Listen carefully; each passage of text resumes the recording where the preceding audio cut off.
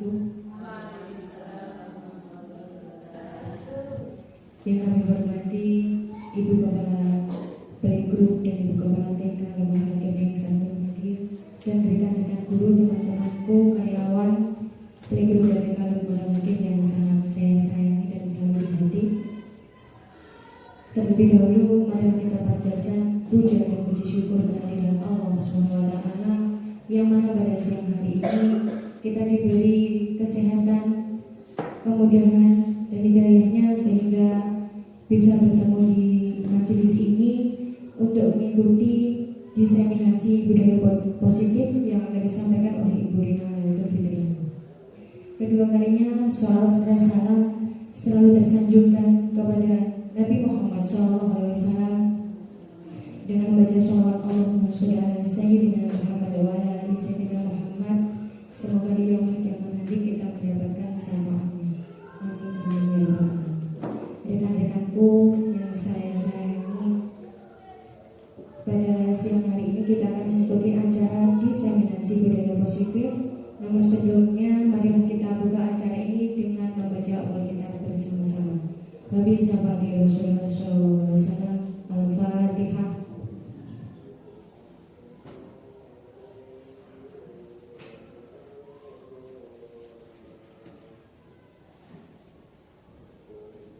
Amin amin ya rabbal alamin. Terima kasih. Semoga dengan bacaan Alkitab tadi, acara yang kita ikuti, yang akan kita laksanakan, berjalan dengan lancar dan membawa manfaat dan keberkahan bagi kita semua. Berikutnya acara yang kedua, yaitu acara inti paparan tentang pemahaman budaya positif modul 1.4 yang akan disampaikan oleh Ibu Rina Lailatul Fitriana SPD. Kepada Ibu Rina kami persilakan. Terima kasih Bu Rita. Sebelumnya, Assalamualaikum warahmatullahi wabarakatuh. Sebelum kita mulai, mari kita ice breaking sebentar ya, Ibu-ibu ya. Begini ice breaking. Tepuk satu.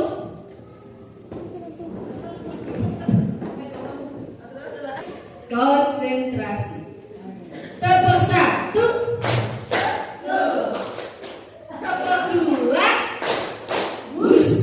Tepuk tiga. Yes. Kompak ya. Tepuk satu. Go. Tepuk dua, tiga. Yes. Tak bolak-balik. Siap? Lagi. Tepuk satu. Tepuk dua.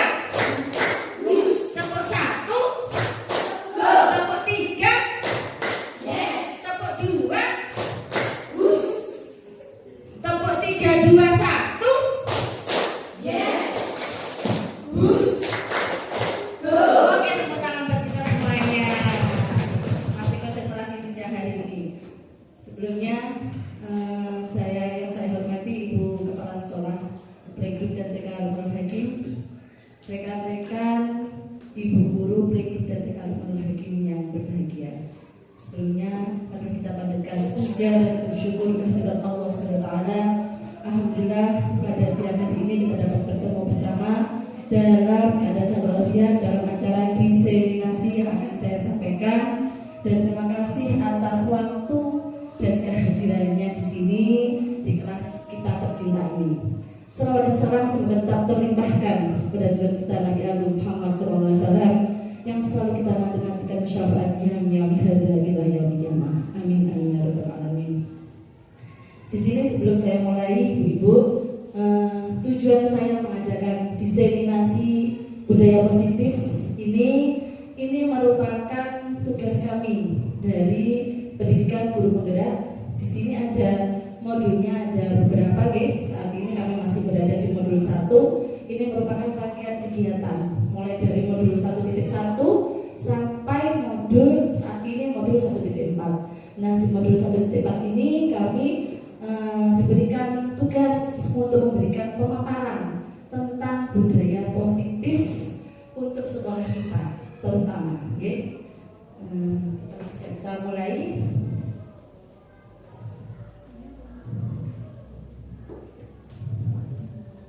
Sebelumnya saya mengucapkan selamat datang para ibu guru hebat dari Playgroup dan TK Lumanul Hakim Kademangan belajar bersama, berkolaborasi, saling mendukung demi tercapainya budaya positif di sekolah kita tercinta ini. Tepuk tangan buat kita semuanya. Nah, oke, di sini ibu-ibu ya, sebelum kita memulai konsep utama modul budaya positif itu ada 7. Yang pertama, perubahan paradigma belajar, lalu disiplin positif, kebutuhan dasar manusia, motivasi perilaku manusia, posisi kontrol restitusi, keyakinan kelas, dan segitiga restitusi.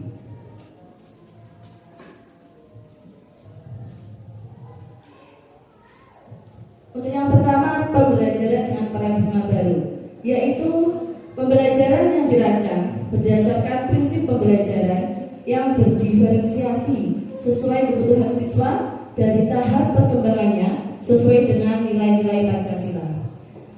Nah, pembelajaran berdiferensiasi itu yang bagaimana? Mungkin ada yang tahu? Pembelajaran yang sesuai dengan kebutuhan anak.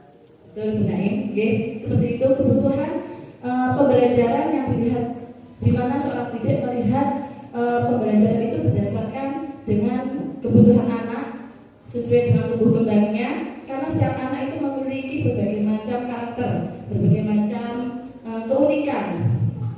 Maksudnya pembelajaran berdiferensiasi yang sesuai dengan nilai-nilai Pancasila. Apa saja ibu-ibu nilai-nilai Pancasila itu? Yang pertama, yang kedua, berakhlak mulia, yang ketiga, berbudaya dan global, yang keempat, yang kelima, variatif. Itu sudah hafal, sudah tertanam dan terpatri di dalam pikiran kita. Lanjut, yang kedua yaitu tentang disiplin positif. Tentunya panjenengan sudah tidak asing dengan kata-kata disiplin. Nah, disiplin itu apa?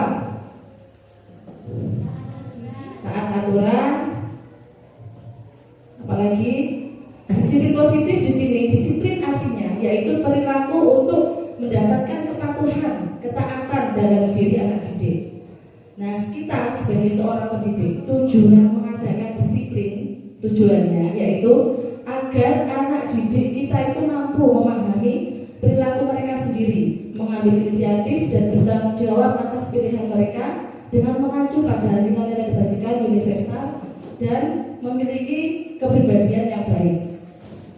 Nah, di sini jadi disiplin positif itu merupakan salah satu cara penerapan yang bertujuan untuk menumbuhkan kesadaran dan memberdayakan anak untuk melakukan sesuatu tanpa adanya ancaman hukuman seperti itu, tanpa adanya seperti itu. Lanjut.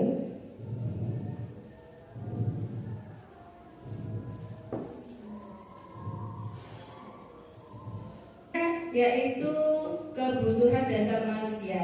Nah, yang mendasari disiplin positif itu tadi, ibu-ibu itu ada kebutuhan dasar manusia. Ada 5 kebutuhan dasar manusia. Kebutuhan dasar manusia yang pertama yaitu bertahan hidup.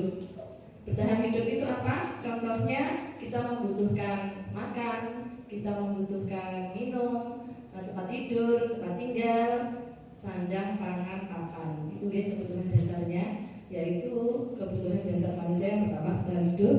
Yang kedua yaitu kebutuhan dasar kita, yaitu yang kedua kasih sayang dan rasa diterima.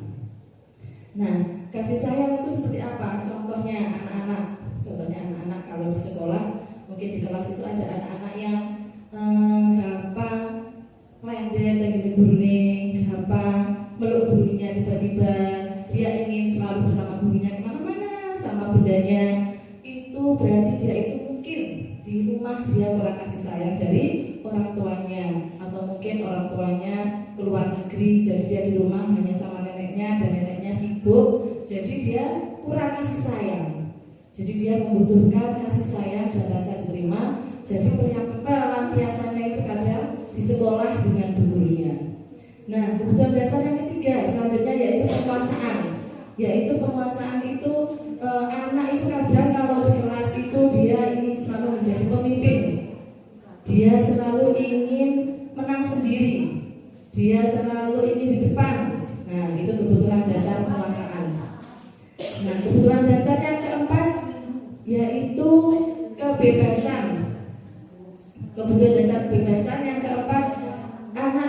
kalau di sekolah kadang dia ingin bebas, dia ingin merdeka, dia tidak ingin selalu diperintah, dia tidak ingin dalam pengekangan. Nah, itu kebutuhan dasar kebebasan. Dan kebutuhan dasar yang terakhir yaitu kesenangan. Kadang dia itu mencari kesenangan dengan seperti anak-anak yang sekarang ya, bawa tek-tek itu, mungkin dia juga merasa senang dengan seperti itu. Dia mencari kesenangan. Di mana-mana dia membawa lato-lato. Kadang ada yang jari dengan temannya, dia senang dengan seperti itu, dengan jari temannya. Nah, itu kebutuhan dasar kesenangan. Selanjutnya,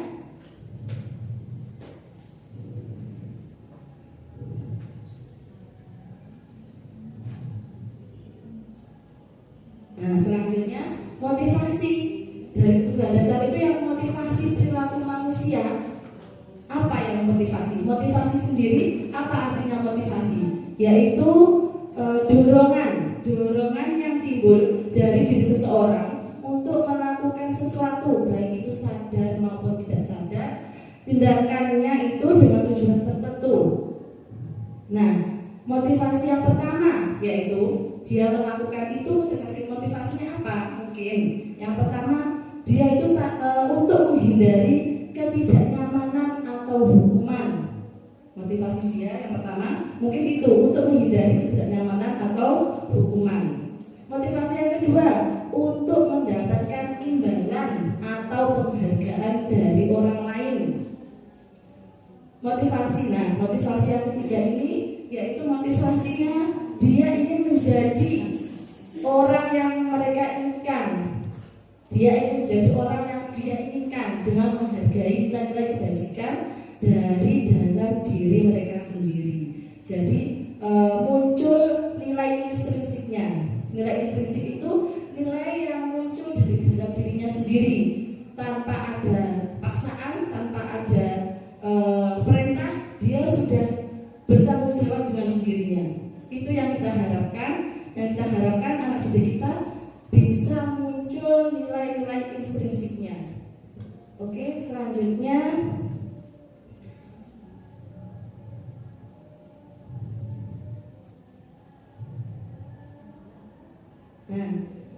ini konsep disiplin dengan identitas gagal. Seperti apa konsep disiplin dengan identitas gagal? Nah, yang pertama yaitu hukuman. Dengan adanya hukuman, panjenengan mungkin pernah melihat atau merasakan hukuman itu bagaimana rasanya? Iya, mungkin kita dulu waktu kita berada di SD atau berada di MTS, di Sanawiyah, waktu kita sekolah dulu kita bisa merasakan hukuman itu rasanya bagaimana? Menakutkan, menyakitkan, dan tidak pernah hilang ya dari dalam hati kita, pikiran kita masih tertanam ya. Nah itu kalau dengan cara hukuman, karena hukuman sendiri itu menyakitkan, tidak nyaman, anak menjadi takut dan memaksa. Dia menjadi menyembunyikan masalahnya karena dia takut dihukum. Dan yang terakhir murid menjadi rendah diri. Dia merasa minder, itu ya. Nah, bagaimana kalau dengan penghargaan? Bagaimana dengan penghargaan? Yang pertama tidak efektif penghargaan itu. Karena misal anak itu diberi hadiah. Hadiah itu diberikan hanya pada anak-anak tertentu saja. Anak yang bisa-bisa saja, yang pinter-pinter aja, yang ora iso. Bagaimana? Dapat pembuatan? Itu jadi iya. Tidak efektifnya seperti itu. Yang kedua merusak hubungan. Dia jadi merasa iri. Loh, seorang kaya-kaya, orang tahu oleh. Kita kan nggak tahu bagaimana dalam hatinya anak-anak. Dia merasa iri atau meri. Nah, itu nggak bagus juga. Yang ketiga mematikan kreativitas. Jadi dia kurang berkembang kreativitasnya. Dia hanya dengan itu saja dia sudah merasa bangga. Ini loh sekolah hadiah. Ini loh aku wis pintar. Begitu dia jadi mematikan kreativitas. Selanjutnya penghargaan itu menghukum dengan sistem ranking. Kita tidak seperti itu ya, ibu ya. Kita kan di TK, jadi tidak ada ranking-rankingnya. Nah yang selanjutnya merampas hak untuk menghargai dirinya sendiri. Aku lho wis iso maca sak kalimat lho karo mamahku lho wis duweni permen. Jadi cukup dengan begitu toh dia nggak mau berkembang. Jadi kurang bagus juga penghargaan ini ya. Lanjut, lalu yang bagaimana? Bunda yang bagus itu, yang tepat dan sesuai untuk anak-anak itu yang bagaimana? Nah, di sini ada konsep disiplin dengan identitas sukses. Seperti apa? Dengan identitas sukses itu, di sini ada konsekuensi. Konsekuensi itu penguatan jangka pendek. Misalnya, ada anak yang menumpahkan minum temannya. Kita sebagai guru pasti mengingatkan, loh, kamu sudah menumpahkan minum temanmu. Kamu harus bagaimana? Kamu harus membersihkannya. Yang ngomongkan budanya ya, gurunya ya, yang mengingatkan, loh, kamu kan sudah menumpahkan minuman temanmu. Jadi kamu harus membersihkan. Nah, yang kedua perlu monitoring berkelanjutan. Monitoring berkelanjutan itu maksudnya selalu guru yang mengingatkan. Nah, yang ketiga stimulus dan respon. Loh, kamu harus sudah bolak-balik menumpahkan teman-temanmu. Jadi kamu harus membersihkan. Iya Bu, dia pasti merespon begitu. Selanjutnya murid menghormati peraturan karena itu sudah peraturan kita. Peraturan kita kan harus bertanggung jawab. Nah, yang mengingatkan gurunya. Yang selanjutnya kehilangan waktu merenungi kesalahan. Jadi dia tidak nggak bisa merenungi kesalahannya karena selalu diingatkan oleh guru tadi. Konsekuensinya apa? Ayo bagaimana? Mungkin benarnya seperti itu ya. Nah, bagaimana kalau dengan cara restitusi? Dengan cara restitusi, yang pertama murid itu bisa bertanggung jawab untuk perilakunya. Yang kedua, fokus pada pemecahan masalah jangka panjang. Dengan restitusi ini, murid itu bisa selalu ingat benda-benda, bisa selalu ingat dengan kesalahannya. Dia ingat dengan apa yang sudah dia lakukan. Murid menghormati dirinya dan orang lain.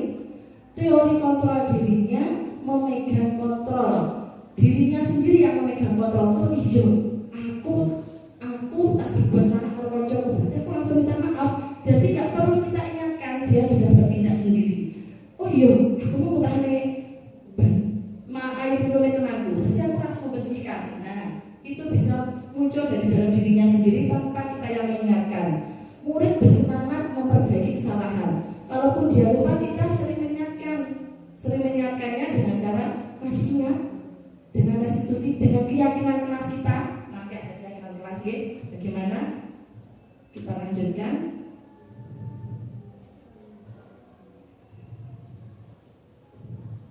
Nah, di sini ada konsep disiplin dengan pendekatan segitiga restitusi. Restitusi tadi ya yang sudah dibahas sebelum ini.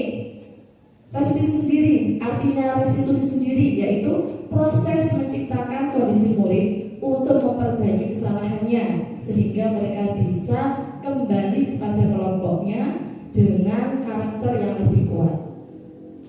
Dari Gosen 2004. Nah, teori ini bisa kita pelajari dan bisa kita terapkan insya Allah untuk sekolahan kita. Restitusi sendiri, cirinya bagaimana kalau restitusi itu? Yang pertama, bukan untuk menebus kesalahan, namun untuk belajar dari kesalahan. Ciri restitusi yang kedua, memperbaiki hubungan. Yang ketiga, tawaran, bukan paksaan. Yang keempat, menuntun untuk melihat ke dalam diri. Dan yang kelima, mencari kebutuhan dasar yang mendasari tindakannya. Selanjutnya, fokus pada karakter bukan tindakan. Ciri restitusi yang selanjutnya, menguatkan dan fokus pada solusi. Ini yang kita harapkan bisa tumbuh dalam diri anak didik kita, yaitu nilai-nilai intrinsik tadi. Kalau nilai ekstrinsi itu yang bagaimana terbun? Intrinsik pasti ada ekstrinsik ya. Kalau ekstrinsik itu ya, aku wedi boleh dihukum guru, aku wedi boleh nekono aku diseneni. Nah, itu namanya ekstrinsik. Tapi kalau intrinsik itu tumbuh dari dalam dirinya sendiri. Selanjutnya yaitu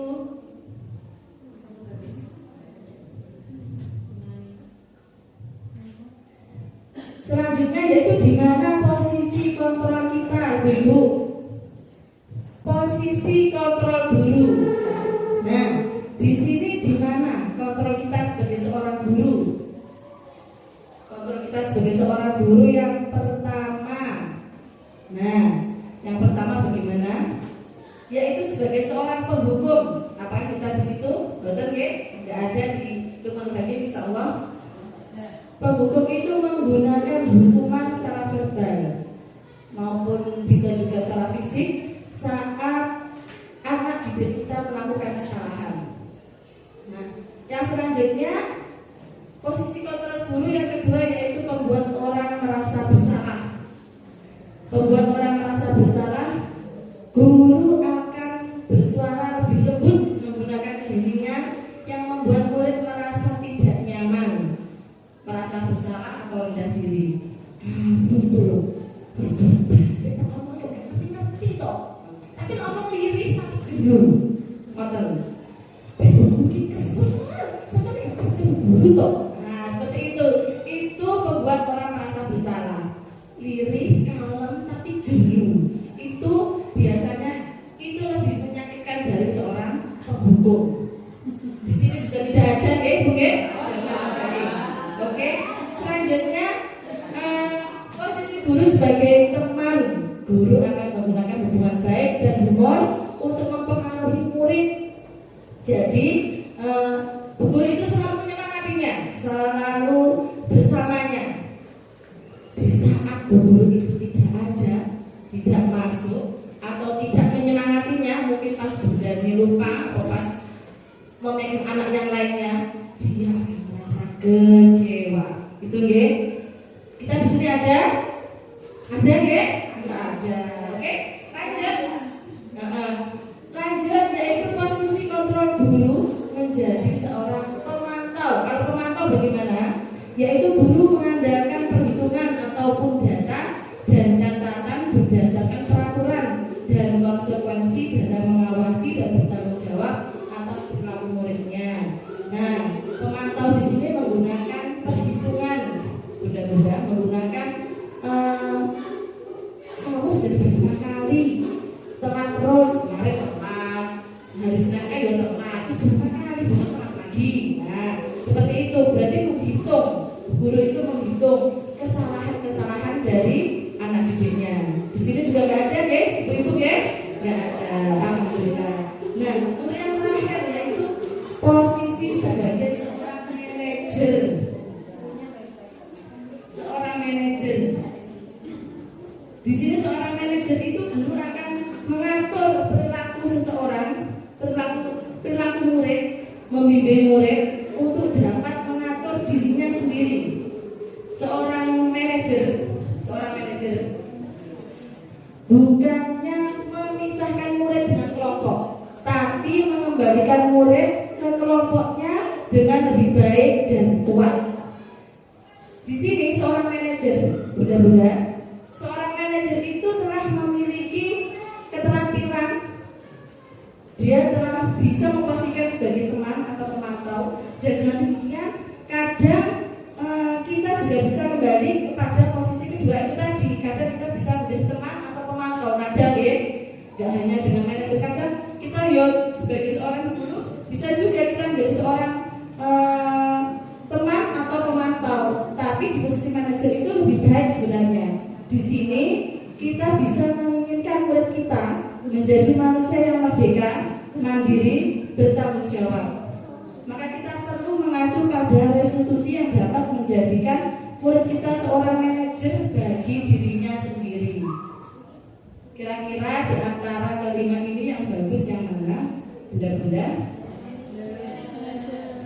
Monggo jangan percaya diri saja menjawabnya dengan apa, bunda-bunda? Manajer. Kita di posisi manajer ya? Oke.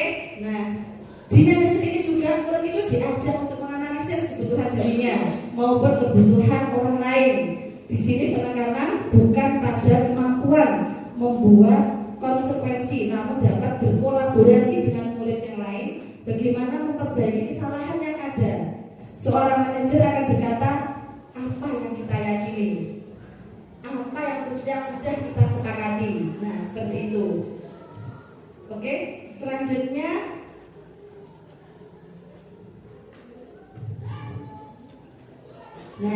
selanjutnya yaitu tentang keyakinan kelas.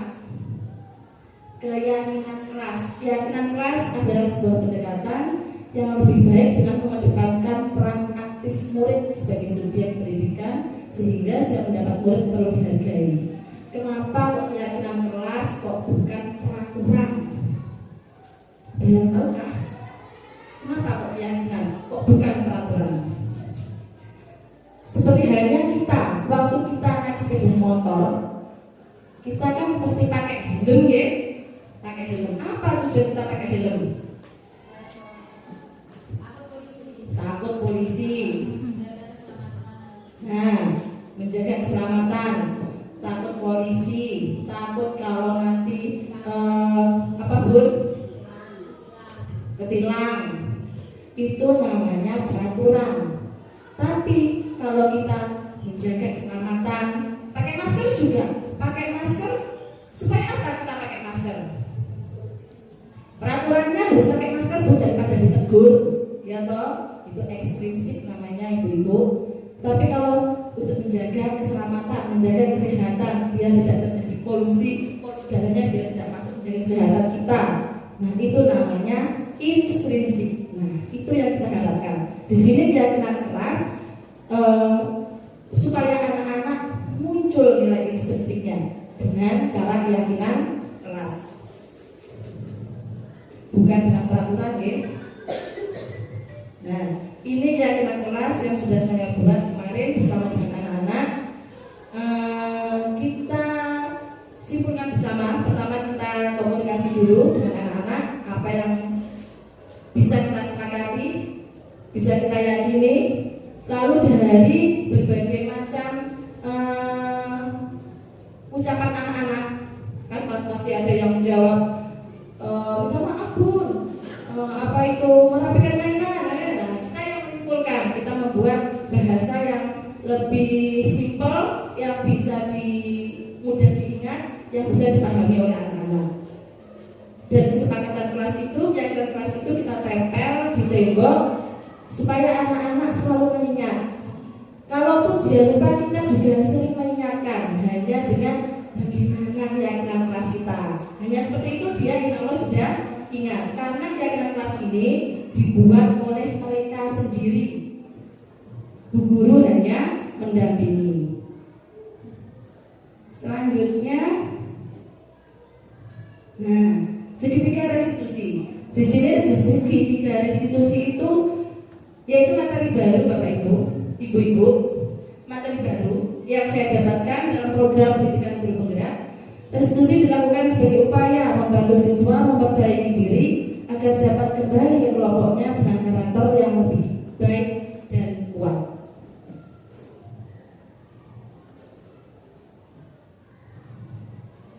Lanjut. Ciri-ciri segitiga restitusi seperti apa? Itu segitiga restitusi. Langkah-langkahnya segitiga restitusi. Yang pertama yaitu menstabilkan identitas. Nah, menstabilkan identitas itu contohnya semua orang pernah berbuat salah. Bu guru juga pernah salah. Nah, seperti itu contohnya. Yang kedua yaitu validasi tindakan yang salah. Kamu tentunya punya alasan mengapa kamu memukul temanmu. Seperti itu ya. Dan langkah yang ketiga yaitu menanyakan keyakinan kelas. Apa keyakinan kelas kita? Keyakinan kelas apa yang sudah kita sepakati? Sesuai apa enggak dengan keyakinan kelas kita? Nah, seperti itu. Itu langkah segitiga restitusi. Nah, ini hanya gambar Bunda, mohon maaf. Kemarin studi kasus saya ada 2. Nah, segitiga restitusi itu kita panggil anaknya, jika dia berbuat kesalahan ya kita panggil dan kita tanya dengan langkah-langkah ketiga tadi. Itu yang pertama, dia memukul temannya. Lalu yang kasus yang kedua, dia membuang sampah di tempatnya. Dan yang tidak membuang sampah di tempatnya, membuang sampah sembarangan. Sebenarnya mungkin sekolah kita membuang sampah sembarangan itu sudah banyak hal ya, sudah enggak 1-2 anak, hampir semua ya. Nah itu bagaimana cara kita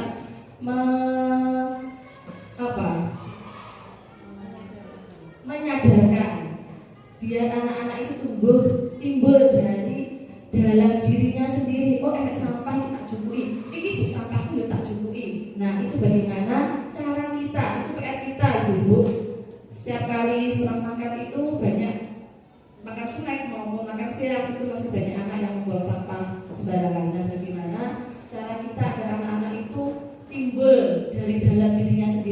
membuang sampah walaupun itu bukan sampahnya. Oke, monggo masih banyak PR kita ke depan. Semoga dengan adanya pembelajaran ini, ilmu ini dapat kita terapkan di sekolah kita tercinta dan bisa mewujudkan budaya positif di sekolah kita. Alhamdulillah sudah selesai.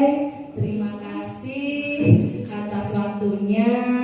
Terima kasih atas kehadirannya.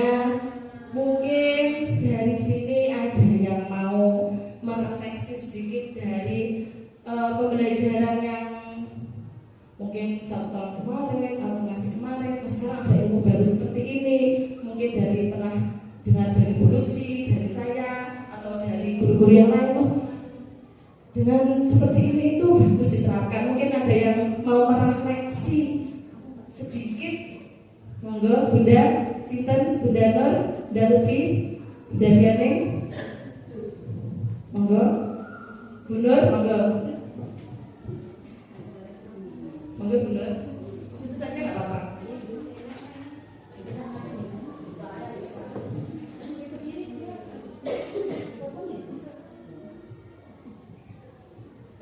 Terima kasih Bunda Rina waktu yang telah diberikan kepada saya. Sini saya sebisanya akan merefleksi apa yang akan sampaikan selanjutnya. Yang pertama, budaya positif adalah suatu kebiasaan yang bernilai positif yang di dalamnya mengandung sejumlah kegiatan yang mampu menumbuhkan karakter murid. Selanjutnya, budaya positif ini sangat perlu dibangun di suatu lembaga, khususnya lembaga kita, baik itu antar guru dengan murid ataupun antar guru dengan teman sejawat atau sesama teman. Nah, yang ini tim kita, cara kita memahami ataupun pengetahuan kita kan berbeda. Biasanya enek sing lebih paham atau lebih punya pengetahuan baru. Itu kalau menurut saya sing wis iso dan jalur sing numpak iso.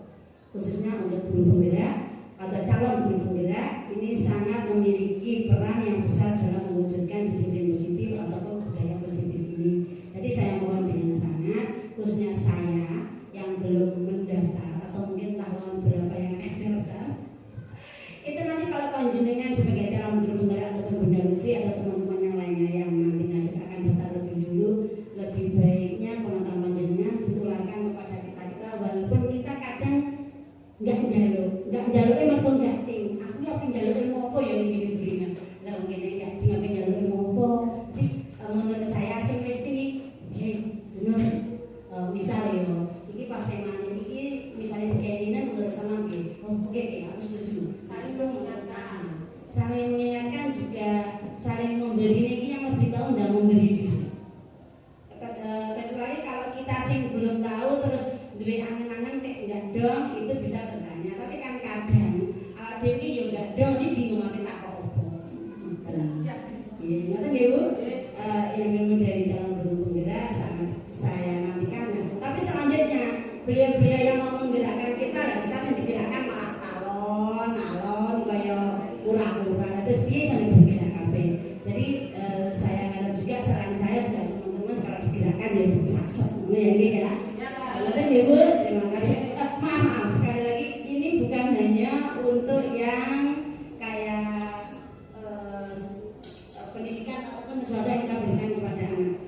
Termasuk juga menurut saya ya, ini fatwa Quran yang kita setujui bersama. Itu pun kalau ada guru penggerak yang macam Bu dan katanya yang sebetulnya dan kata biasanya dan saksa. Karena itu juga untuk kebutuhan kita. Terima kasih. Assalamualaikum warahmatullahi wabarakatuh. Selanjutnya monggo merefleksi Bunda Fenty.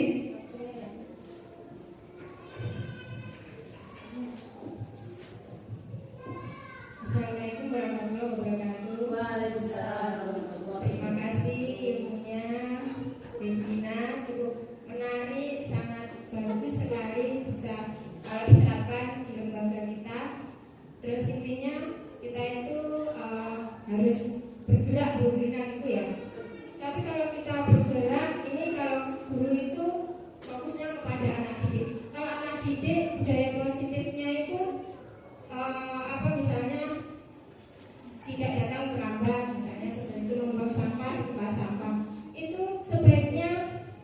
dari gurunya sendiri yang punya rasa kesadaran. Misalnya kita ada apa itu namanya ya, ada misalnya ada tempelan lah untuk mengingatkan kita. Misalnya saya malu jika saya terlambat datang ke sekolah. Saya malu jika di situ ditempel misalnya seperti itu. Ini saya sendiri ya merefleksi saya sendiri. Nanti aduh, kalau ada tulisan itu saya malu datang terlambat, saya malu tidak membuang sampah di tempat sampah, itu mesti akan menyadarkan diri sendiri. Karena apapun kalau kita menyuruh anak-anak nggak mungkin melaksanakan kalau kita sendirinya juga nggak melaksanakan. Terus itu untuk membuang sampah itu saya berkali-kali itu di ruang makan setelah anak-anak makan masih banyak kulit semangka yang berceceran. Terus anak-anak saya suruh untuk ayo buang sampah anak-anak. Itu bukan sampah saya, meskipun bukan sampah sampean buang aja. Nanti Allah akan suka, nanti kamu dapat pahala. Nah, anak-anak berebut akhirnya. Ini punya aku. Akhirnya semuanya mengambil meskipun bukan sampahnya. Nah itu, tapi besoknya lagi lupa lagi. Terus kita ingatkan lagi, besoknya lupa lagi, kita ingatkan sampai anak-anak itu sadar sendiri. Itu sering kali dan itu masih belum terpecahkan kalau anak-anak sampai saat ini masih banyak kulit semangka di mainan. Kulit semangka ataupun bungkus-bungkus snack itu masih banyak yang berceceran, masih belum sadar. Mungkin dari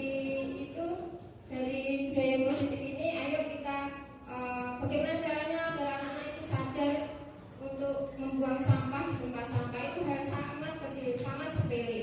Itu kan mungkin kebiasaan dari kecil nanti akan dibawa sampai dewasa. Sampai kulit permen aja nggak dibuang kalau nggak ketemu tempat sampah bisa itu. Itu aja Bu refleksi saya. Oke, terima kasih. Assalamualaikum warahmatullahi wabarakatuh. Oke, terima kasih Bunda Nur dan Bunda Fenty.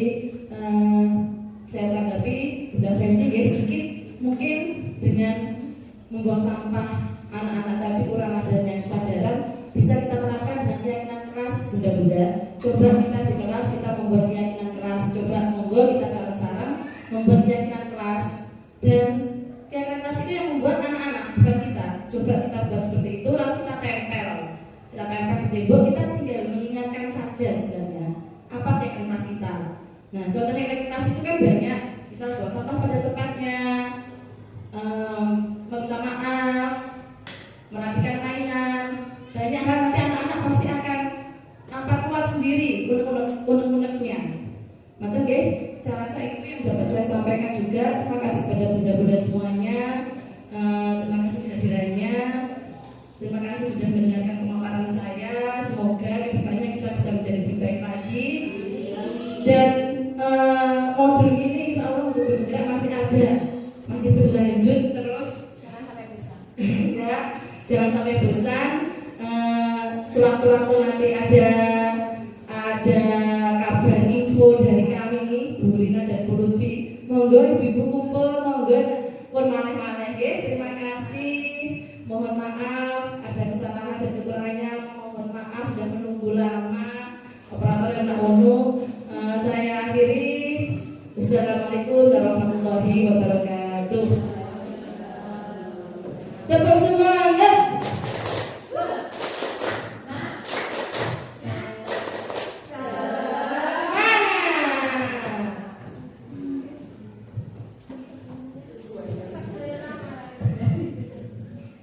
Demikian tadi pemaparan tentang budaya positif untuk sekolah kita oleh Ibu Rina Lutfi Fitriana SPD, yang tentunya membawa manfaat yang mana telah menambahkan pengetahuan dan ilmu bagi kita semua. Baik, acara berikutnya yaitu doa. Pada kesempatan kali ini kami mohon kepada yang terhormat Ibu Hajah Jani Dwi Widya SPD untuk menyampaikan doa. Monggo Ibu.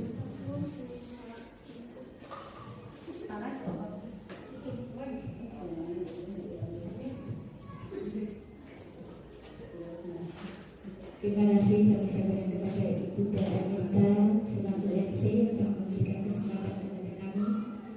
Marilah teman-teman semuanya kita mendudukkan kepala untuk memohon kepada Allah Subhanahu wa taala. Semoga acara kita hari ini selalu mendapatkan ridha Allah dan barokahnya. Bismillahirrahmanirrahim. Allahumma sholli ala sayyidina Muhammad wa ala ali sayyidina Muhammad walhamdulillahirabbil alamin. Hamdan syakirin, hamdan naimin, hamdan yaghfir wa yughfir majidah. Ya rabbana lakal hamdu kama yanbaghi li jalali wajhikal karim wa 'azimi sultanik. Allahumma inna nas'aluka salamatan fid din wa 'afiyatan fil jasadi wa ziyadatan fil 'ilmi wa barakatan fil rizqi. Ya Allah, ya Rahman, ya Rahim, berikanlah rahmat dan rahim-Mu ya hari ini kepada kami semuanya. Semoga kami semuanya mendapat ilmu yang manfaat dan barokah yang dapat kami turunkan kepada anak didik kami. Dan mudah-mudahan acara di siang hari ini selalu ke dalam rahmat dan ridho-Mu. Subhana rabbika rabbil izzati amma yasifun walhamdulillahi rabbil alamin. Billahi wa syafaati Rasulillah. Al-Fatihah. Amin amin ya rabbal alamin.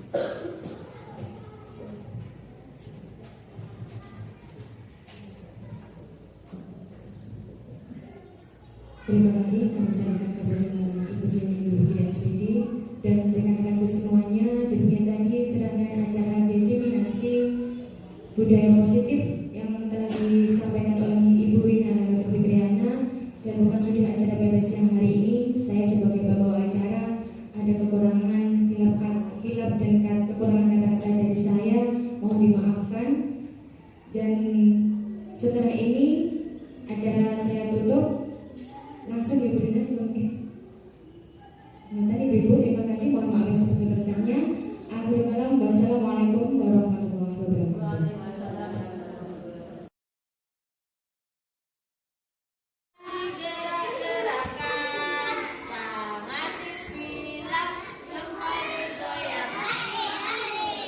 Oke teman-teman, kemarin kita kan sudah membuat keyakinan kelas ya. Sudah ditulis bersama-sama di papan tulis ya. Masih ingat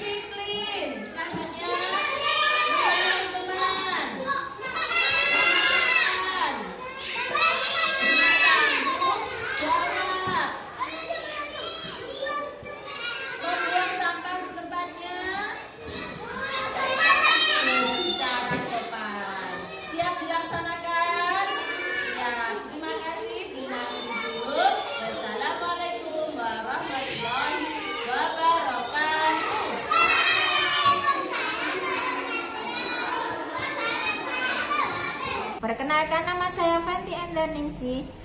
Saya sebagai Kepala Sekolah TK Lukmanul Hakim.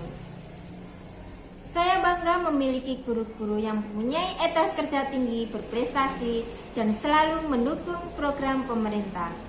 Alhamdulillah, dari 12 guru di TK Lukmanul Hakim ini, 2 diantaranya telah lolos menjadi calon guru penggerak. Salah satunya yaitu Bu Rina Lailatul Fitriana yang saat ini mengajar di kelompok A TK Lukmanul Hakim. Bu Rina telah melakukan diseminasi sebagai aksi nyata dengan tema budaya positif. Sebagai kepala sekolah, saya selalu mendukung kegiatan ini. Budaya positif berisi tentang kebiasaan yang disepakati bersama untuk dijalankan dalam waktu yang lama. Jika kebiasaan positif ini sudah membudaya, maka akan terbentuk nilai-nilai karakter pada diri anak. Oleh karena itu, kegiatan ini sangat bermanfaat sebagai pengimbasan ke guru-guru dan semoga dapat dilaksanakan secara konsisten kepada peserta didik kami. Terima kasih. Saya akhiri. Wassalamualaikum warahmatullahi wabarakatuh. Assalamualaikum warahmatullahi wabarakatuh. Saya Putria, teman sejawat Ibu Rina Lailatul Fitriana. Menurut saya, apa yang dipaparkan oleh Ibu Rina tentang budaya positif sudah sangat bagus sekali, terutama tentang disiplin positif. Menurut saya, disiplin positif sangat tepat diterapkan di sekolah kami, karena masih banyak sekali anak-anak yang muncul nilai-nilai ekstrinsiknya seperti kurangnya menjaga lingkungan sekitar, kurangnya tanggung jawab untuk menjaga lingkungan sekitar. Diseminasi yang disampaikan oleh Bu Rina memotivasi kami sebagai guru untuk memposisikan kami sebagai pemantau, teman, atau manajer. Selain itu, apa yang disampaikan oleh Ibu Rina menggugah kami bagaimana cara menumbuhkan disiplin dari diri sendiri, baik itu bagi murid maupun bagi guru. Dan semoga diseminasi dapat membentuk siswa-siswi yang berkarakter bagi lembaga kami. Mungkin cukup sekian yang dapat kami sampaikan. Wassalamualaikum warahmatullahi wabarakatuh.